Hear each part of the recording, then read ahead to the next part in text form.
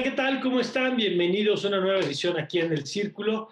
Y hoy vamos a platicar del planeta, vamos a platicar, a propósito del Día del Medio Ambiente, pues de fenómenos que estamos viviendo como los incendios forestales, este problema de la sequía tan grave que se está viviendo, particularmente que ahora estamos revisando y tomando mayor conciencia en nuestro país, el tema de las altas temperaturas, naturalmente. Pero para eso, déjame presentarle a nuestros invitados de este día y saludo en primer lugar a la ingeniera Vanessa Ortega, ella es ingeniera ambiental.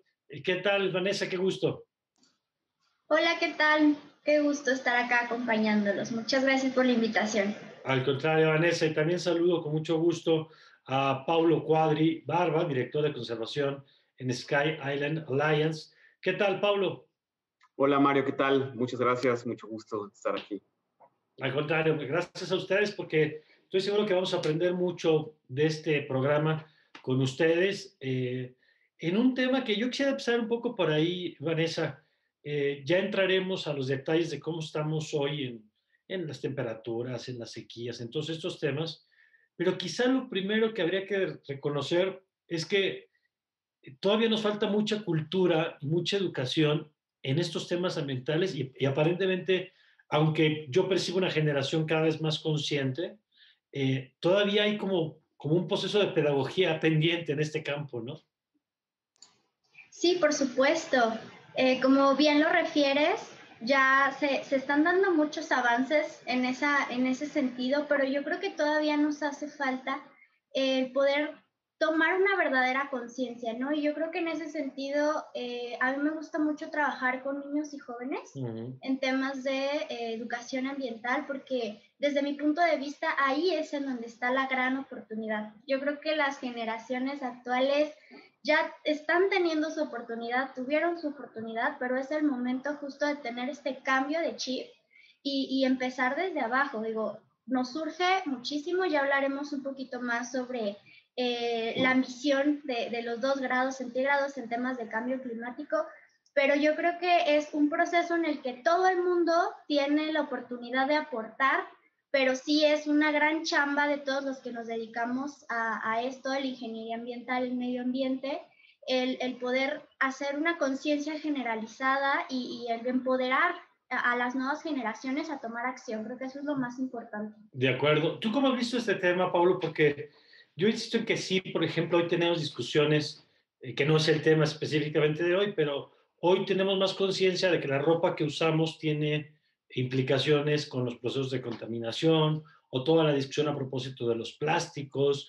Y me acuerdo, por ejemplo, cuando salió esta película documental, digamos, de Al Gore, el ex vicepresidente de Estados Unidos, de una verdad incómoda, y el impacto que tuvo para empezar a visibilizar estos temas.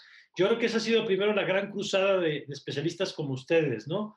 Que sea un tema que deje de ser de nicho para que sea el tema pues, del que realmente todos tendríamos que estar interesados porque se nos va la vida en ello a todos.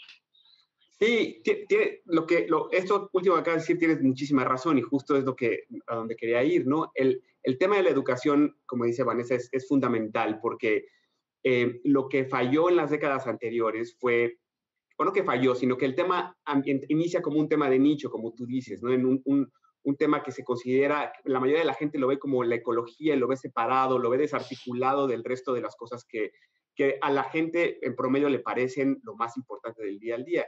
Y en realidad lo que hay que cambiar es eso, hay que dejar de hablar del tema ambiental como lo ambiental, porque no es nada más eso. Claro. Es un tema de capital natural, por ejemplo, ¿sí? Es un tema de economía fundamental.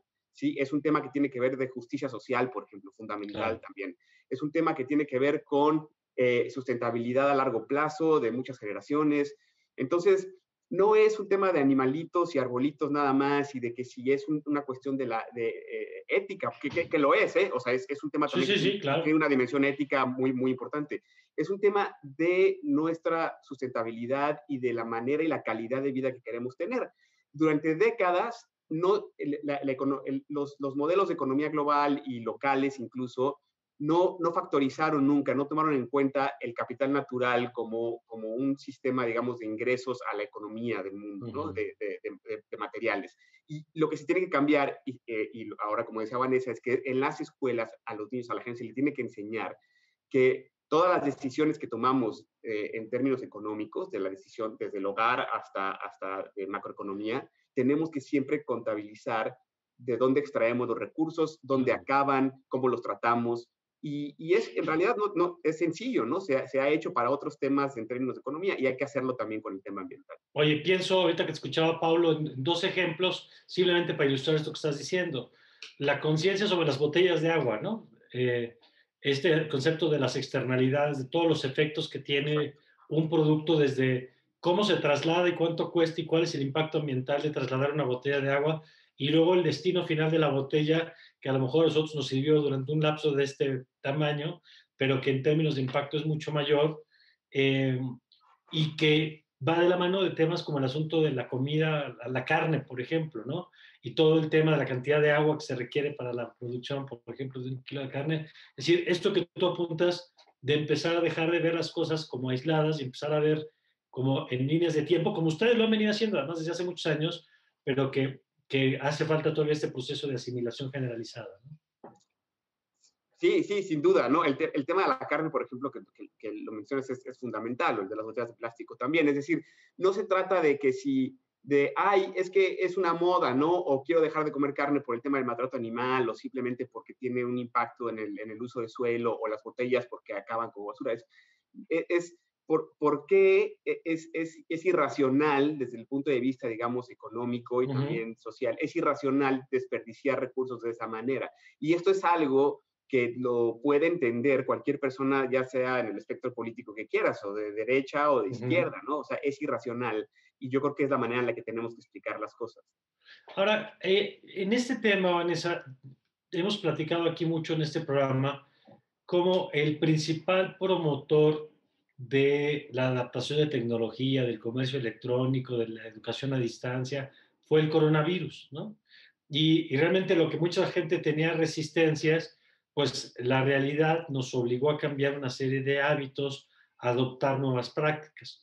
Yo tengo la impresión de que en este tema, Vanessa, del que ustedes nos van a platicar este día, cuando hablemos del aumento de la temperatura, cuando hablemos de la sequía, pues quizá tristemente tenemos en las noticias al principal promotor de la necesidad de entrar en la discusión de estos temas, porque quizá, y yo quisiera que arrancáramos por ahí la conversación, Vanessa, la diferencia es que si bien durante muchos años las y los expertos nos llevaban advirtiendo sobre las implicaciones de nuestras decisiones económicas, de consumo, de emisión de gases, etcétera, quizá hoy cada vez es más evidente las consecuencias de lo que ustedes han venido advirtiendo desde hace tanto tiempo.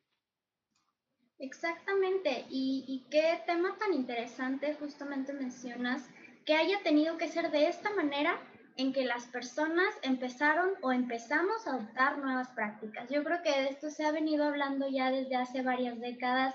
Se tiene el problema de cambio climático, ya se viene advirtiendo desde hace mucho tiempo, y lo más triste es que los efectos ya están aquí. O sea, no es de que mañana, pasado, ya estamos viendo un montón de cosas que vamos a empezar a hablar después, ¿no? El aumento en el nivel del mar, las sequías, los cambios extremos en la temperatura.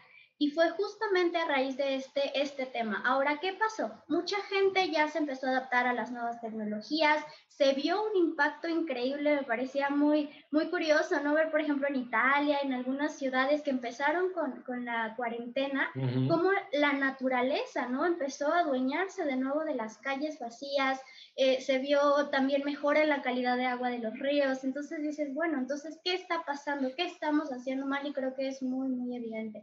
Creo que lo que sigue ahora es tomar lo mejor que podamos tomar a nivel de conciencia de esta experiencia, ¿no? ¿Qué nos funcionó?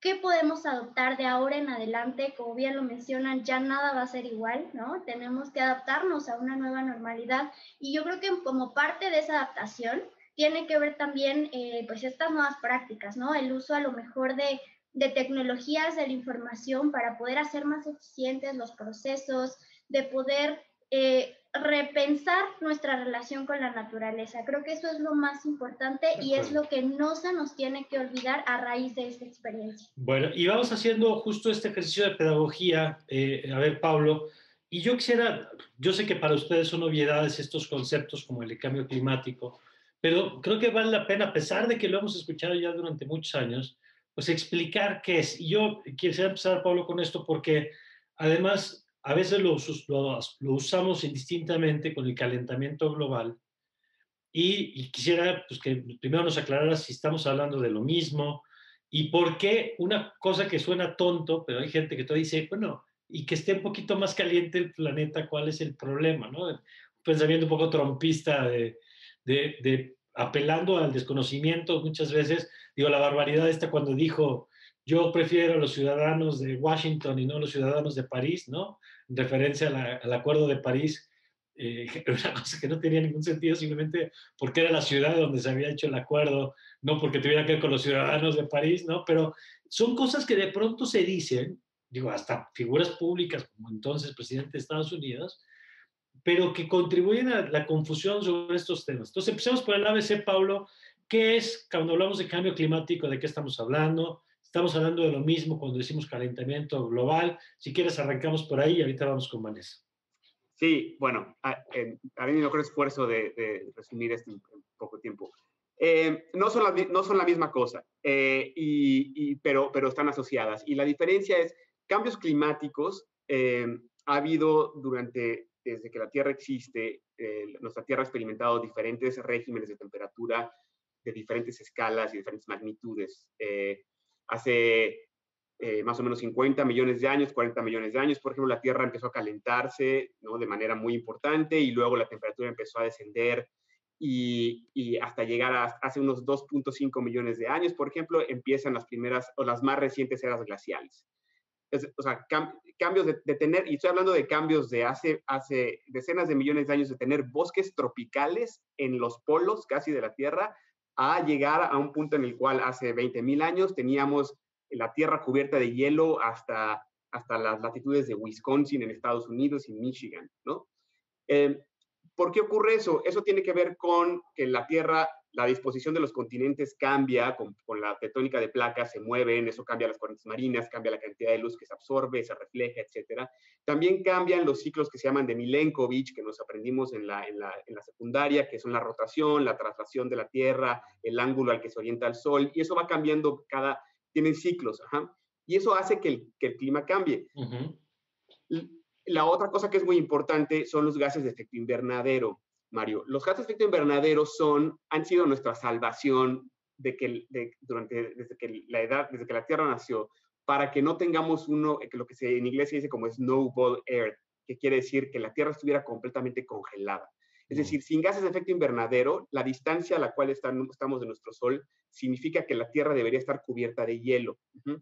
Pero no lo está gracias a esos gases de efecto invernadero, como lo es el CO2, que es el más común, pero no es el más potente. El metano, por ejemplo, es mucho más potente. Que son naturales. Exacto, son naturales. Venus está cubierto de metano y hay 400 grados centígrados en la atmósfera de Venus. Okay. Ahora, esos gases de efecto invernadero ocurren por erupciones volcánicas, por ejemplo, están atrapados dentro del manto de la Tierra, ¿sí?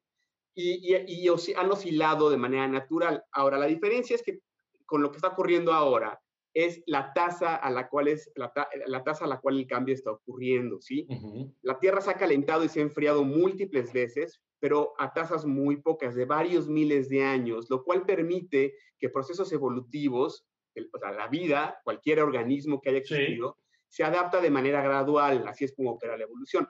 Ha habido cambios catastróficos, ¿sí? Como el impacto de Chicxulub hace 60 millones de años, por ejemplo, que extinguió a los dinosaurios, pero por eso se llaman catastróficos, porque ocurren muy rápido. Y entonces lo que estamos viendo ahora es un incremento en las concentraciones de gases de efecto invernadero, especialmente de CO2, por emisiones antropogénicas del hombre. ¿Qué pasó hace más de hace 200 años? Hemos empezado a cambiar, a deforestar el planeta desde hace miles de años. Sí, nuestro impacto es más atrás. Extinguimos muchas especies desde que el hombre migró a América, por ejemplo, etcétera. Pero hace 200 años, con la revolución industrial, inicia un efecto, aumenta la emisión porque extraemos los combustibles fósiles, los quemamos, y eso es básico, el CO2 escapa, y se acumula como gas de efecto invernadero. Y las moléculas de CO2 son muy buenas atrapando el calor, que de otra manera después se reflejaría de vuelta al espacio. Okay. El CO2 funciona como una cobija y la vibración que tienen esas moléculas hace que se atrape la radiación que va de regreso y nos calienta y nos ha salvado de estar cubiertos de hielo. Pero ahora lo que está ocurriendo es que al aumentar el CO2 está empezando a calentarse el planeta muy, muy rápido, a una tasa a la cual no hay precedentes. Y eso está cambiando los patrones de lluvia, aumentando las sequías, está extinguiendo a muchas especies, ¿sí? Está cambiando la distribución de los bosques, está aumentando nuestras cosechas. Y el problema es que no tenemos precedente de eso, del cambio a la velocidad. Y para terminar, quizá uno de los impactos más problemáticos que tenemos es que está derritiendo nuestros polos y nuestros glaciares a una velocidad que tampoco habíamos experimentado. Y eso significa que al derretirse el hielo que está ahorita atrapado en los continentes, ¿sí? o que está flotando, porque el hielo flota sobre el agua, y se derrite, aumenta el nivel del mar. Y entonces todos los pedazos de tierra en el mundo, islas, penínsulas, que están a 0 metros sobre el nivel del mar o que están muy bajos, van a quedar cubiertos de agua en las próximas décadas. Bueno, vaya resumen que te acabas de aventar, Paulo. La verdad es que muy interesante. Pero a ver, Vanessa, yo quisiera retomar esto que apuntaba ahorita Paulo, en el dato particular del aumento de la temperatura. Porque yo creo que hay un problema que nos cuesta mucho trabajo a quienes no somos especialistas, entender por qué que suba medio grado, o como decías, ahorita nos platicará lo que significan 2 grados.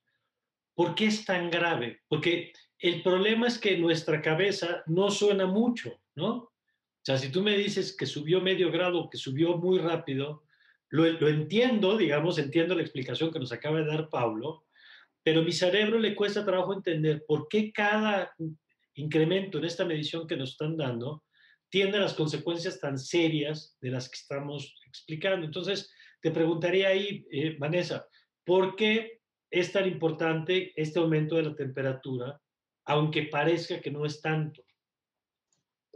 Claro, como bien lo dices, o sea, a lo mejor en nuestra cabeza el 0.1 grado, 0.5 grados, 2 grados puede no parecer mucho.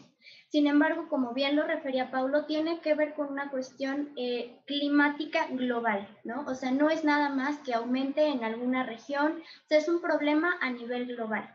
Entonces, ¿qué sucede? Las emisiones antropogénicas están aumentando de una manera muy, muy acelerada. Y justamente existe algo que se llaman los escenarios de línea base y escenarios con mitigación, con la implementación de proyectos de mitigación que justo van en el sentido de reducir las emisiones que nosotros estamos tal cual emitiendo a la atmósfera, ¿no? ¿Cuáles son los de línea base? ¿Es si no hacemos nada?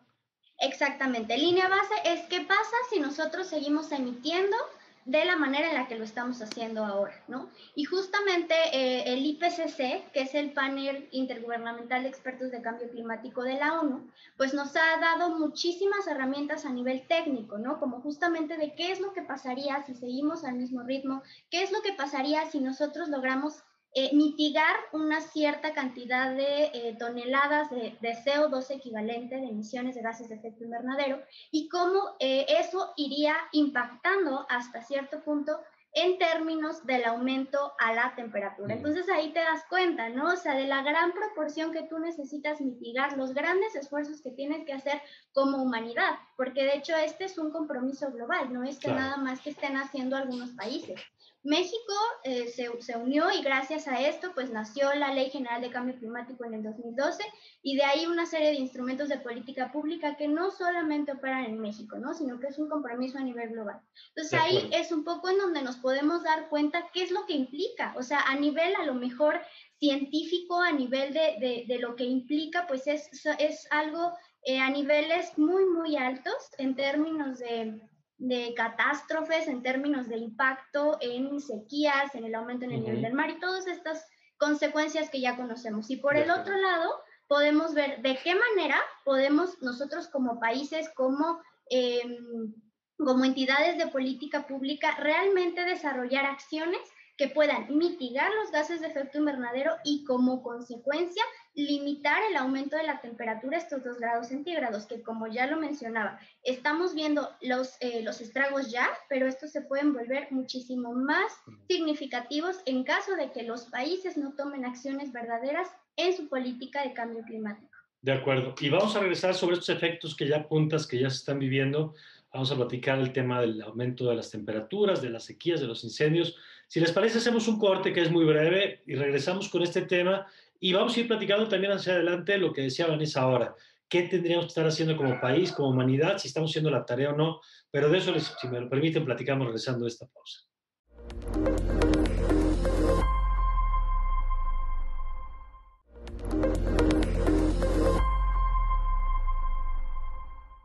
Bueno, ya estamos de regreso y Paulo, Vanessa nos contaba antes de irnos a la pausa de los efectos que dice ya estamos viviendo. Y yo quisiera que nos detengamos en dos fenómenos de los que yo insisto que las noticias de pronto nos recuerdan que esto está pasando, que ya no es solamente un escenario, como bien decía Vanessa, en el sentido de escenarios posibles, de futuro, imaginados, sino que ya están pasando cosas concretas hoy que van validando esos escenarios justamente que la ciencia nos ha puesto sobre la mesa.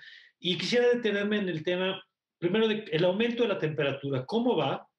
¿Y qué efectos tiene ese en el tema de los incendios, que es una de las cosas que de pronto vemos o escuchamos que cada vez se está produciendo con mayor frecuencia?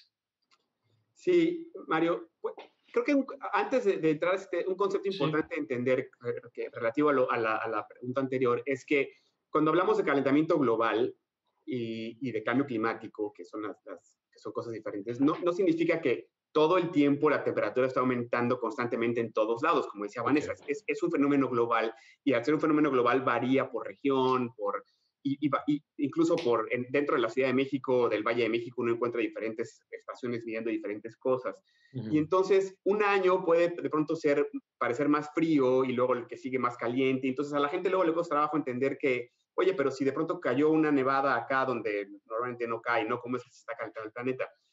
El problema es que hay también más variabilidad y hay estos fenómenos extremos. Y entonces una de las cosas que tiene que ver con los problemas del fuego y de los incendios es que en general, si tenemos un proceso de calentamiento a la larga, las temperaturas van subiendo y lo que hace es que aumenta procesos como por ejemplo la evapotranspiración, es decir, si llueve lo mismo o a veces aunque llueva más en algunos lugares o si empieza a llover menos, entonces empieza a perder humedad en el suelo, ¿sí? Y desertifica ecosistemas y zonas que antes no tenían, que tenían, digamos, mayor humedad en el suelo durante todo el año. Pero de pronto tienes años en los que llueve mucho, ¿sí? Porque por esta variabilidad que te decía. Y entonces, y luego tienes un año muy seco y muy caliente, por ejemplo. Entonces, ¿qué pasa? Crece la vegetación porque hay agua disponible, se te acumula combustible, ¿sí? Y luego tienes un año o 2 años inusualmente secos que rompen récords, por ejemplo, como lo fue 2016, como lo fue el año pasado, ¿sí? Aquí en Estados Unidos, donde estoy, lo que ha pasado en California, tienes de pronto un buen invierno con lluvias y luego tienes un año en el cual registras temperaturas que no se habían registrado antes, no con ese tipo de vegetación, y se enciende. Se puede encender porque viene una tormenta eléctrica seca o porque hay algún problema con las compañías eléctricas o alguien hace un incendio, y en el caso de México por cosas de deforestación, para prenderle fuego, y se sale de control porque no había esas condiciones antes. Y entonces esa es una de las cosas que hay que entender mucho. La variabilidad es lo que también hace muy difícil poder predecir y comprender y manejar y adaptarse a las cosas, ¿sí? Entonces, el tema de los incendios está muy relacionado con esa variabilidad y con la incapacidad de poder responder a esa variabilidad que es cada vez más extrema. De acuerdo. A ver, Vanessa, ¿tú cómo estás viendo esto? Porque, en efecto, de pronto escuchamos esto. Simplemente este año en México pues, traemos el tema del bajo nivel de las presas, traemos un problema de sequía que vamos a ver cómo va avanzando a lo largo del año. Pero, o sea, podríamos decir ya claramente, Vanessa, que esto que estamos viendo, por ejemplo, la sequía en México, ¿es consecuencia de estas alteraciones en el clima? 100%. O sea, tenemos ya muchísima evidencia científica de que está ocurriendo un cambio anormal, un cambio acelerado en el aumento de la temperatura. Y como bien lo refiere Paulo, no tiene que ver como en un aumento generalizado. O sea, no es como que en todos lados va a aumentar 1 o 2 grados y no pasa nada, sino que lo que aumenta es la variabilidad, o sea, como perfectamente lo refiere. Y esta variabilidad nos hace tener cambios hidrometeorológicos extremos. Entonces, como perfectamente lo dice, o sea, a veces puedes tener años mucho más calurosos, años mucho más fríos, años más secos, ¿no? En términos de lluvias y pues todo lo que tiene que ver con, pues sí, con el aumento o cambios anormales. Entonces, es 100% comprobable que esto ya está sucediendo, que tiene una relación directa con lo que está sucediendo del cambio climático. Se le llama, como lo comenta, un efecto invernadero reforzado, ¿no? Entonces, al final estamos aumentando la cantidad de gases de efecto invernadero en la atmósfera y eso lo que ocasiona son una gran variabilidad. Entonces, sí está 100% comprobado y también se tiene comprobado qué es lo que nosotros podemos hacer para empezar a mitigar un poco estos efectos. Revertirlos ya va a ser muy complicado por el nivel que ya se encuentra ahora, ¿no? El problema. Pero sí se puede hacer diversas actividades, una suma de esfuerzos de los países para poder mitigar estos efectos. Oye, y agrego un fenómeno, Vanessa, que me gustaría, si nos puedes contar un poquito más, el de los huracanes, por ejemplo, ¿no? Es decir, que no solamente son estas expresiones que ustedes nos dicen ahorita de los periodos de sequía y luego los periodos de inundaciones que vemos que tienen impacto brutal, que llamamos desastre natural, como si nosotros no hubiéramos tenido nada que ver en las condiciones que provocan un aumento de estos fenómenos, ¿no? Pero entiendo también, Vanessa, que cuando vemos, por ejemplo, que hay más huracanes en una temporada o que la fuerza de los huracanes es mayor, pues también tiene que ver con esta variante o estas variantes en las temperaturas del mar, por ejemplo, que provoca que sean más fuertes, ¿no? Exactamente. Todo está relacionado, tiene que ver con cambios en la presión, tal cual, en cambios en la presión atmosférica. Y aquí quisiera referir algo también muy importante en materia de cambio climático. Tenemos dos vertientes, lo que es la mitigación y la adaptación, ¿no? La mitigación es qué vas a hacer para reducir la cantidad de gases que tú estás emitiendo a la atmósfera. Y por otro lado, la adaptación tiene que ver con un término que se llama vulnerabilidad.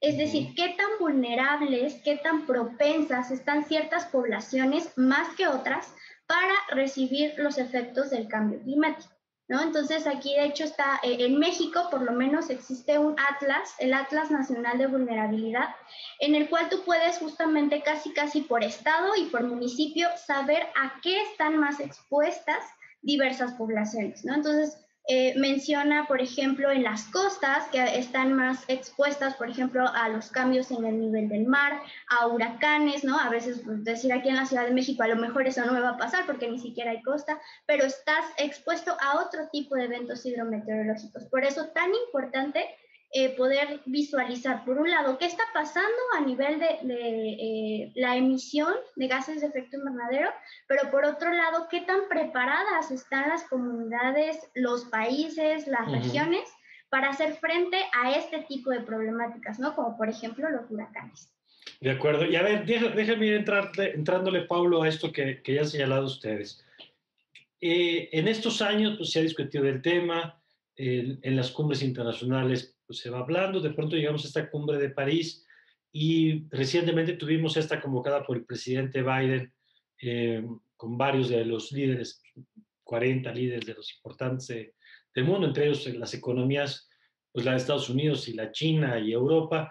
Y te pregunto, ¿cómo estás viendo la respuesta en este momento de los gobiernos, entendido así como un ente, a este desafío que representa el cambio climático? Pues mira, yo creo que a nivel global, la primera característica de la respuesta es que fue tardía, ¿no? O sea, esto es algo que sabíamos desde hace mucho tiempo y se politizó tanto que ha sido muy difícil para los aparatos burocráticos de los gobiernos empezar a responder. Ahora, recientemente, gracias a estas cumbres y gracias a que la evidencia ha aumentado y gracias a que las poblaciones de los países están experimentando los efectos ya muy serios, yo creo que la respuesta ha mejorado bastante y varía mucho por país, ¿no? La Comunidad Europea, por ejemplo, ha tenido mucho liderazgo, Estados Unidos lo tenía, luego lo perdió y ahora lo está tratando de retomar y es fundamental que la economía más grande del mundo tenga ese liderazgo. China, con todos sus detalles, ha sido un país que ha decidido tomar la vanguardia también en el tema y la razón por la cual un país como China lo ha hecho, bueno, pues claramente para pelearle poder geopolítico a Estados Unidos, pero también porque, y esto es lo que decíamos al principio, combatir el cambio climático, Mario, no es una pérdida de dinero, no es un gasto, ¿sí? O sea, es una inversión.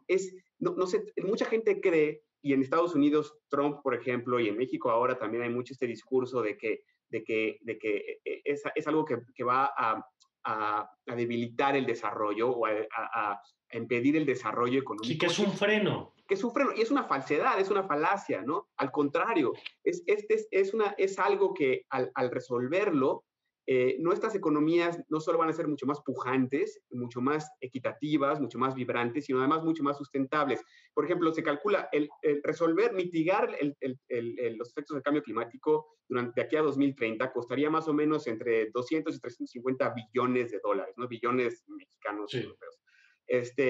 Y eso es menos o más o menos como el 1% del GDP global a 2030, ¿no? Pero los costos, lo que salvaríamos por desastres naturales, por generar empleos, por mejorar la salud de las personas, porque recordemos que las emisiones de CO2 vienen asociadas con emisiones de otros gases que son extremadamente nocivos, ¿no? Las carboeléctricas, las todas esas plantas de generación eléctrica generan muchísimos problemas de salud. Entonces, yo creo que hay países que han tomado la vanguardia, hay países que siguen arrastrando a otros, ¿sí? Como decía, México desafortunadamente inició con mucho empuje, con mucho liderazgo, y ahora está sumiéndose, empantanándose en políticas que en realidad nada más no resuelven el problema, ni, como decía Vanessa, hay mitigación y adaptación, y hay políticas ahora que no resuelven ninguno de los dos, y no se suma México a ese esfuerzo.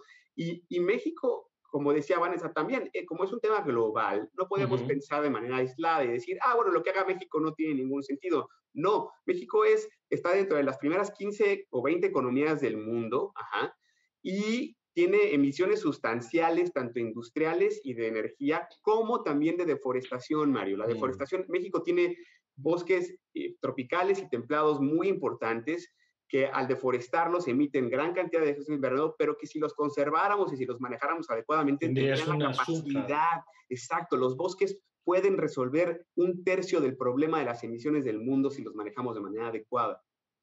A ver, y yo quisiera rescatar, Vanessa, algo con lo que empezó Pablo, porque dijo, fue una respuesta tardía, y no sé si soy yo y el optimista que quiero oír, que a lo mejor fue tardía, pero ya empezó ahora sí en serio, porque yo quisiera preguntarte eso. ¿Tú percibes que hoy las potencias, ya platicaremos un poquito más a detalle de México más adelante, pero tú percibes que hoy las grandes economías del mundo, pienso en la China, Europa y Estados Unidos, ahora sí se están tomando en serio esto?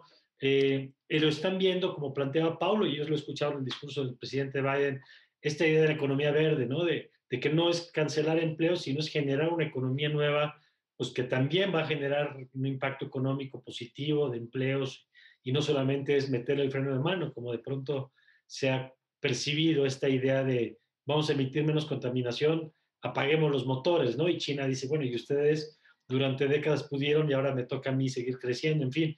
Entonces te pregunto, ¿tú percibes que los gobiernos ya lo están empezando a tomar en serio o todavía no? Yo considero que hay ejemplos de países de los cuales deberíamos tomar como estas buenas prácticas y revisar qué es lo que ellos han estado haciendo bien.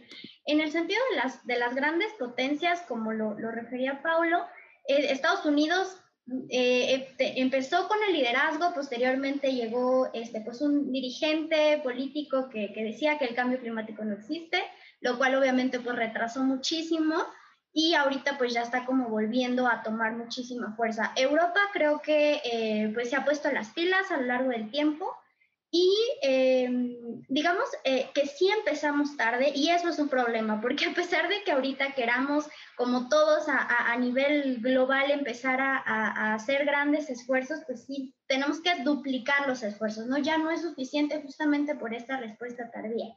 Y hablando justo de estos ejemplos de éxito, reconozco el tema, por ejemplo, de Costa Rica, que, por ejemplo, ahorita no recuerdo exactamente los datos, pero han llegado, por ejemplo, a un 70-60% de energía producida por energías renovables, ¿no? Entonces, ¿qué quiere decir esto? Que realmente se puede, y no es que sea un freno de mano, al contrario, se trata más bien de ver la manera en la que el desarrollo sustentable, en el que la implementación de nuevas tecnologías nos pueda abrir las oportunidades para nuevos empleos, para ser mucho más eficientes en nuestros productos, en también incluso repensar cómo es que la conciencia de la sociedad puede ir cambiando, puede ir evolucionando. Se habla, por ejemplo, también ya de iniciativas de países, de empresas incluso, que han adoptado lo que se llama el objetivo de carbono neutral. ¿Qué quiere decir esto? Que van a estar mitigando lo mismo que emiten, es decir, que van a quedar como en un nivel neutral de emisiones. Y esto sería pues lo más idóneo, ¿no? Porque al final tú ya estás compensando todo aquello que estás emitiendo. En general eso es lo que puedo decir. Yo creo que hay muy buenos ejemplos y tenemos que tomar de ellos lo mejor y reforzar, duplicar los esfuerzos que están haciendo las grandes potencias, pero también países como México, que si bien uno me parece que entra dentro de los 10 países que más emiten gases de efecto invernadero, o sea, sí contribuye. Y es algo que tenemos que siempre nosotros tener en cuenta, por muy pequeños que se vean nuestras acciones como personas, como empresas, como país, van a contribuir porque es una meta global y así lo tenemos que visualizar. De acuerdo, con pesos diferentes, obviamente, porque el tamaño de la economía china, el tamaño de la economía de Estados Unidos tienen mayor implicación, digamos, pero sin que eso excluya a nadie de hacer la parte que le toca. Vamos a hacer un último corte, si me lo permiten, y vamos a empezar con el tema de México, por estas dos cosas que ya nos ponía Vanessa en la mesa, las medidas de mitigación y las medidas de adaptación. Porque un país con las costas que tiene este país, me parece que a veces no nos enteramos de lo que puede significar las consecuencias de este fenómeno, ¿no? En términos económicos, en términos sociales. Y la pregunta es, ¿estamos preparándonos para lo que viene? A ver qué nos dicen nuestros invitados. Vamos a una pausa y enseguida regresamos.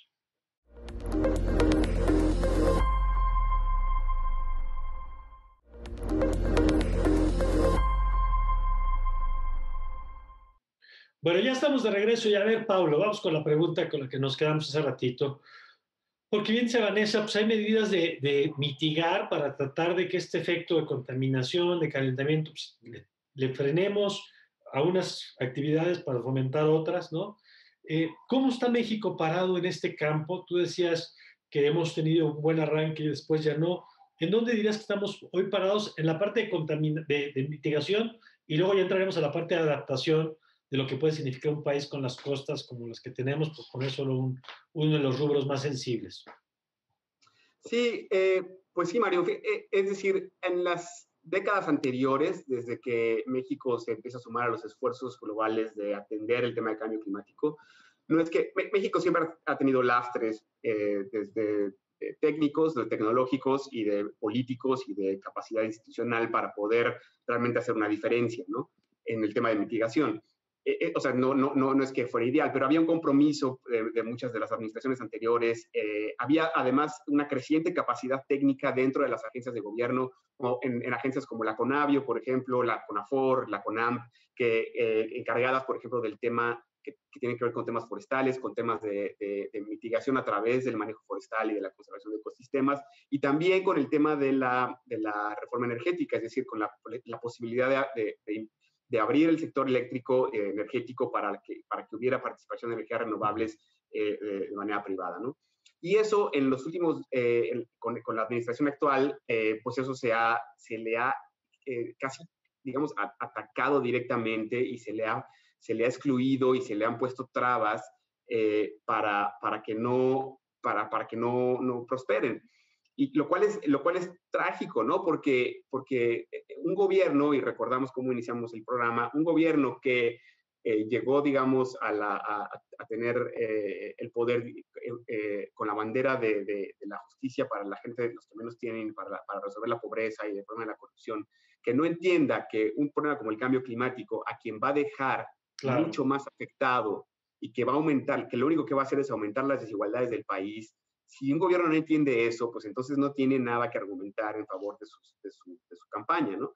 Entonces, ahora sí tenemos, por ejemplo, una de las políticas de bandera, digamos, icónicas del gobierno actual, el programa Sembrando Vida, ¿no? El cual ya el World Resource Institute, a través de su programa de Global Forest Watch, ya se ha comprobado que la deforestación en México, que había aumentado desde, en 2016-2017 un poco, ¿sí? Pero desde 2018 la destrucción de los bosques primarios húmedos, es decir, estas son las selvas de Campeche, Tabasco, Yucatán, Chiapas, Oaxaca, las selvas que tienen más carbono almacenado y que además son más biodiversas.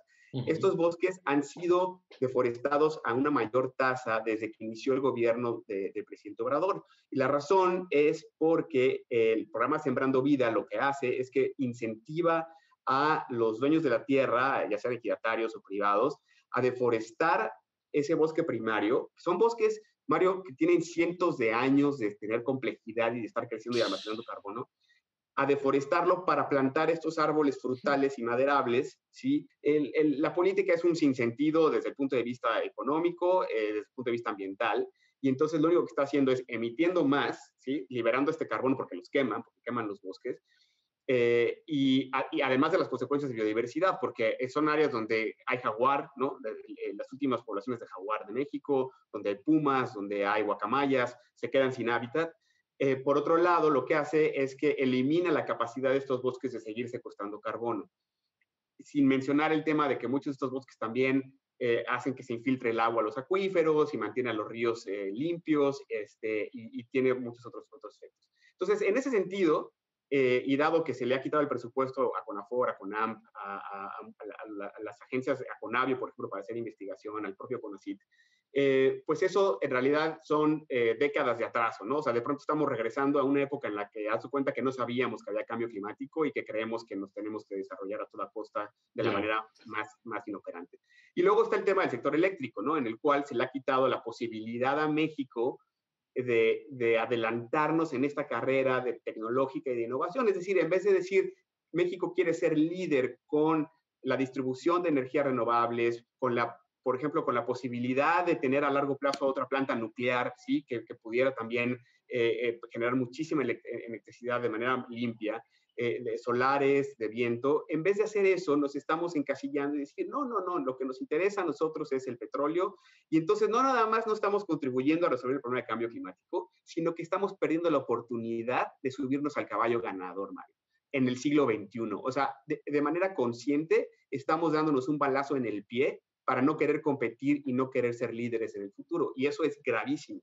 Y yo quisiera, Vanessa, a esto que apunta ahora Pablo, por supuesto si quisieras agregar algo sobre eso adelante, pero quisiera que nos cuentes también sobre el tema de la adaptación que tú ponías en la mesa hace rato, porque entiendo que una parte es lo que hagamos para tratar de frenar la velocidad de emisión, el tratar de capturar lo más potente que se pueda, digamos, con los bosques, ¿sí? Pero la otra es lo que ya viene, ante lo que ya viene, cómo nos estamos preparando frente a eso y cómo percibes la política del país en esos temas. Qué interesante, Mario, porque ya lo comentábamos, hay estas dos vertientes y desgraciadamente, bueno, desgraciadamente o no lo sé cómo verlo, el tema de mitigación está mucho más presente en la agenda política en México y a nivel global, ¿no? O sea, ya se están haciendo algunos proyectos, se está cambiando un poco el marco jurídico en ese sentido, con sus altas y sus bajas, como en México, pero ahí está.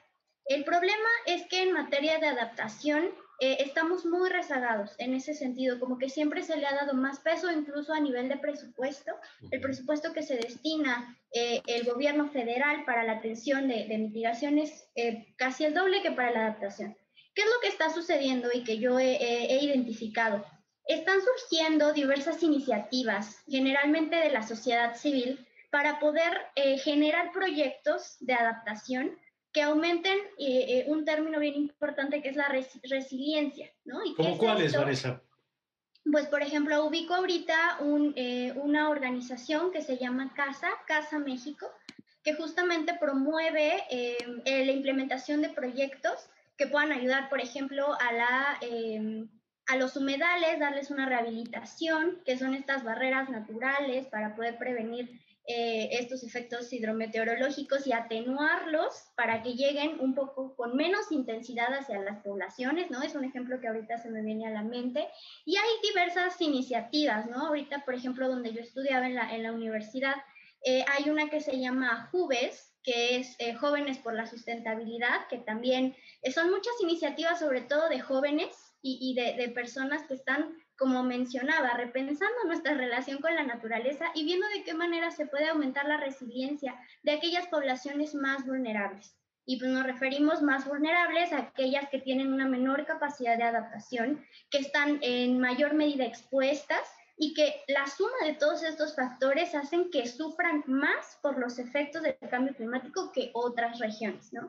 Y justo ahorita platicando un poquito, añadiendo a lo que comentaba Paulo, quisiera resaltar un instrumento en el cual ahorita se está trabajando a nivel federal, que es el sistema de comercio de emisiones. Estos sistemas ya se vienen viendo a nivel internacional desde hace varios años. ¿Y cómo funciona?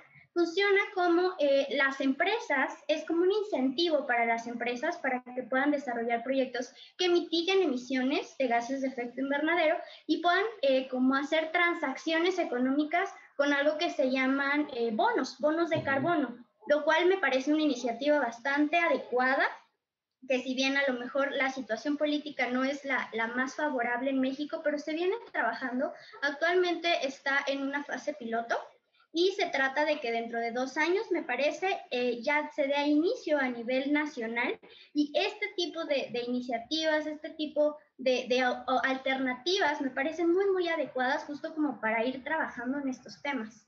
De acuerdo. Ahora, yo quisiera, Paulo, ya en los minutos que nos quedan, los 5 minutos que nos quedan de programa, ¿qué nos toca a los ciudadanos? Y te lo pregunto justamente, expresamente sobre la palabra ciudadano, no para excluir a los menores de 18 años, sino para entender la dimensión cívica de la pregunta. Es decir, porque de pronto a veces pensamos que tiene que ver únicamente con nuestros hábitos o prácticas de consumo, que entiendo que también es relevante y por ahí nos darán seguramente sus recomendaciones, pero la otra es nuestra participación en los asuntos públicos, ¿no? O sea, entender, incluso diría casi yo de un activismo internacional o global, en el entendido de que esto no se resuelve únicamente porque yo solito modifique mis prácticas, si no logro que haya cambios en la política del país o si no logro que haya cambios en la política internacional. Es decir, que no es solamente esta cultura de yo hago mi parte y como yo ya consumo menos carne, ya ayudé a salvar el planeta, ¿no? Sí, tienes toda la razón, y es un tema súper interesante porque creo que algo que ha fallado un poco en estas décadas, supongo que Vanessa estará de acuerdo conmigo, es que tanta la alarma y la seriedad del problema a veces hace, y la escala del problema a veces hace que la gente sienta, se congele, ¿no? Y se paralice y que sienta que no hay forma de actuar. Y eso no es cierto. Para nada. Hay muchísimas escalas a las cuales se puede actuar y se puede resolver el problema, y se puede resolver de manera rápida si nos coordinamos y si nos organizamos. Y quiero resaltar lo que estabas diciendo, es decir, las acciones individuales, ¿sí? No van a resolver el problema por sí mismas, pero tienen mucho valor porque las redes, especialmente ahora las redes sociales, pero también las redes de personas, cuando alguien empieza a tener cambios en hábitos y se multiplican por mucha gente, tienen un impacto también en cómo piensa la gente y cómo se discuten las ideas. Y entonces, reducir, por ejemplo, el consumo de carne roja, si es carne de res, parece que no tiene gran impacto, pero si se empieza a multiplicar y empezamos a cambiar este tipo de hábitos y se empieza a convencer a la gente, tiene mucho efecto. Por ejemplo, y ese tipo de acciones responden a las soluciones o las alternativas de mercado, por ejemplo, ¿sí? A las decisiones diarias de consumo. Y, por ejemplo, en las siguientes décadas, viene una innovación importantísima que para mí va a ser una de las cosas más importantes en la historia tecnológica del mundo, que es la fabricación de carne real de proteína animal en laboratorios. No es perfectamente natural de células madre, y ya está, y se le está invirtiendo millones de dólares, ¿sí? Y ahí viene esa industria, y va a cambiar las cosas como las conocemos. Y entonces, en la medida en la que la gente adopte esas cosas y esté dispuesta a cambiar, va a poder seguir comiendo a proteína animal, pero con un impacto muchísimo menor. Ahora, eso no resuelve todo el problema, como tú dices. Es importantísimo que todos caigamos en cuenta en que la organización colectiva, ¿no? Ya sea en nuestros vecindarios, en nuestras ciudades, la presión a través del voto, la presión a través incluso de manifestaciones, de presionar a nuestros dirigentes, a los políticos, de presionar cuando hay corrupción que tiene que ver con el tema ambiental. Eso es poderosísimo, Mario. Y lo ha demostrado una y otra vez. Cuando la gente se organiza en sociedad civil, cuando la gente vota a quien debe de votar, a quien tiene las propuestas adecuadas, eso genera cambios tremendos y eso se puede hacer. Entonces es la conjugación de esas dos dimensiones lo que nos va a sacar de este problema, y yo sí invito a todo el mundo a que no se sientan paralizados y a que tomen la delantera. De acuerdo. Vanessa, yo quisiera tu perspectiva sobre esto. Por supuesto que es muy importante que toda la sociedad se sume. Una, porque cambias la conciencia que tienen las masas en torno al tema de cambio climático y el tema medioambiental en general. Y yo sí considero que estas acciones, de una o de otra manera, en mayor o menor proporción, pero sí van a generar un impacto. Y si nos vamos a la suma de todas estas pequeñas acciones, yo creo que es muy, muy poderoso. Y sobre todo, irnos perfilando. ¿Qué es lo que realmente queremos para el futuro? Para el futuro de nuestros hijos, para el futuro de nuestros nietos. ¿De qué manera nosotros vamos a empezar a aportar desde nuestra perspectiva, desde nuestra área de influencia, el futuro que queremos, ¿no? Se habla mucho de temas de sustentabilidad y cómo es que la parte económica con la parte social, con la parte medioambiental, pero realmente, ¿cómo nos vemos nosotros en 10, 15, 20 años, ¿no? Como un país, como un mundo en el cual ya no hay recursos naturales, en el cual va a ser bien difícil el poder tener una buena salud porque todos vamos a estar enfermos de las vías respiratorias. ¿Cómo realmente nos estamos viendo, no? O sea, empezar por ahí, empezar por uno mismo y a su vez exigir a las autoridades, involucrarnos en la política, cómo funciona realmente y exigir estos cambios, pero no podemos exigir esos cambios si no hacemos lo correspondiente, lo propio. De acuerdo, pues yo creo que tendremos que seguir haciendo muchos programas así como estos para seguir aprendiendo de estos temas, para entender las dimensiones personales, como las que nos decía ahora Vanessa y lo que decía Pablo, de pronto cambiar hábitos y no tener esta resistencia a hacer las cosas de manera diferentes. Pero me gusta también la invitación que hacen a involucrarse en los asuntos públicos, porque no hay nada más público que el aire que respiramos, el agua que estamos tomando, la temperatura. Bueno, creo que no hay nada que pueda ser más público que eso que estamos hablando. Así que yo les agradezco mucho que nos hayan ayudado a entender mejor este tema. Y pues, por supuesto, seguimos atentos. Pablo, muchas gracias. No, gracias a ti, Mario, por la invitación, de verdad, y saludos a tu audiencia. Gracias por tenernos aquí. Gracias, Vanessa. Muchas gracias, al contrario, un honor. No, gracias a los dos, de veras. Y gracias a usted por vernos, ya lo sabe. Seguramente le ha servido este programa, espero que como a mí, para entender mejor de qué estamos hablando, qué es lo que nos estamos jugando con estos asuntos. Compártalo a través de sus redes con quien crea que le puede ser útil. Yo le invito a que continúe con toda nuestra programación aquí en Justicia TV y le deseo, como siempre, que tenga usted un magnífico, pero un magnífico día.